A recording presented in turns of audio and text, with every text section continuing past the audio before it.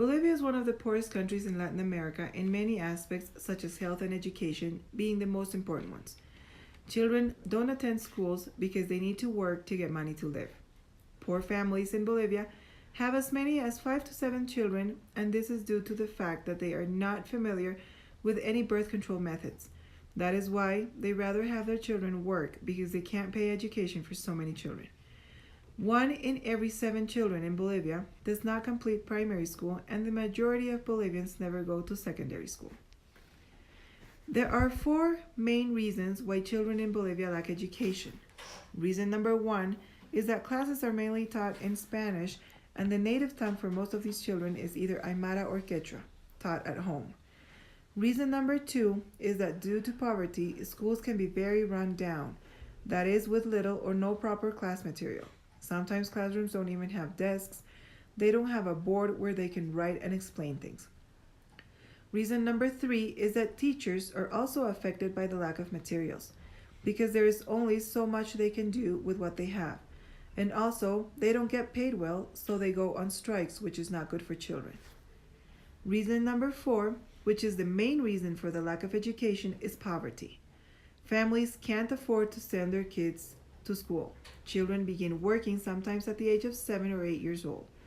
Our president, Evo Morales, is indigenous. He comes from a poor family who used to make a living working their land. After becoming president, the first thing he did was nationalize companies in Bolivia. After that, this law was created by decree on October 26, 2006. This law is a program called Bono Juancito Pinto that was created in honor of a 12-year-old boy who was in the Bolivian army. He played the drums in the Colorados regiment. He fought the Battle of El Alto de la Alianza during the Pacific War, where he got killed fighting for his country. That is why he is considered a hero, and the program was named after him. This law is basically a government program thought of to improve the access to education. It establishes an annual cash grant of 200 Bolivianos, which is around $28, to every child in grades 1 through 6 in public schools. This money is meant to be used in school materials such as books, notebooks, colors, pencils, among others. Also, it may be used for transportation or to purchase uniforms. The scope of the program the following years increased, so the program paid children from grades 1 through 12 in public or covenant schools. The purpose of this program is basically to encourage the permanence of students in schools, also to increase enrollment, and also promotion of students from grade to grade so they can finish primary and secondary school.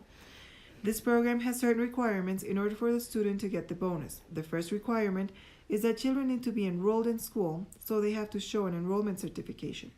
The second requirement is that children need to attend classes. They cannot decide not to go to school and receive the bonus. And the last requirement is that children have to go with their parents or tutors to receive this bonus, and parents or tutors have to have the respective IDs and the child's birth certificate. There are some advantages and disadvantages to this program. One of the advantages of the program, and considered the most important one, is that illiteracy rate has decreased, meaning that there are more children enrolled in schools. Another advantage is that there is less children working at a young age. The biggest disadvantage is that in some cases, the money given to the child is used by the parents for other purposes other than education. Also, that parents or tutors are not always present. There has been cases where the teacher had to guarantee the child in order to get the bonus. Another disadvantage is that sometimes parents, tutors, and the child don't have the documentations they need.